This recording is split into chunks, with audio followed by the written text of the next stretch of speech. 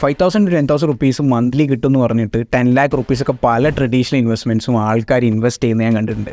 ശരിക്കും ഒരു പാസീവ് ബിസിനസ്സിലേക്ക് നമ്മൾ എടുത്തു വരുമ്പോൾ ഒരു പൈസ ഇൻവെസ്റ്റ് ചെയ്യുകയാണെങ്കിൽ എത്രയാണ് മിനിമം നമുക്ക് കിട്ടിയിരിക്കേണ്ടത് എന്നുള്ളതിനെ പറ്റി ഒരു ധാരണ നമുക്ക് വേണം. നമുക്ക് ഇന്ത്യയിൽ നമ്മുടെ ഇൻഡെക്സുകൾ, അതായത് Nifty 50 എന്ന് പറയുന്ന index on an average annually past 30 years ആയിട്ട് അല്ലെങ്കിൽ സിൻസ് ഇൻസെപ്ഷൻ മുതൽ നമുക്ക് തന്നിട്ടുള്ളത് ആനുവലി 12% റിട്ടേൺസ് ആണ്. അതായത് ആവറേജ് മന്ത്ലി 1%. അപ്പം എന്തെങ്കിലും ഒരു കാര്യത്തിലേക്ക് നമ്മൾ പൈസ ഇൻവെസ്റ്റ് ചെയ്യുന്നുണ്ടെങ്കിൽ മന്ത്ലി 1%ൻ്റെ മുകളിൽ നമുക്ക് റിട്ടേൺസ് ഉണ്ട് എന്നാണെങ്കിൽ മാത്രമേ അതിനെ ഒരു കൺസിഡറബിൾ റിട്ടേൺസ് ആയിട്ട് നമുക്ക് കണക്കാക്കാൻ പറ്റുള്ളൂ. അതായത് ഈവൻ 1%ന് താഴെയാണ് നമുക്ക് കയറുന്ന റിട്ടേൺസ് എങ്കിൽ നമുക്ക് ഏറ്റവും എളുപ്പമുള്ളതെന്ന് പറയുന്നത് ഇൻഡെക്സ് ഫണ്ടുകളിൽ ഇൻവെസ്റ്റ് ചെയ്യുക എന്നുള്ളതാണ്, which would give you 12% returns annually.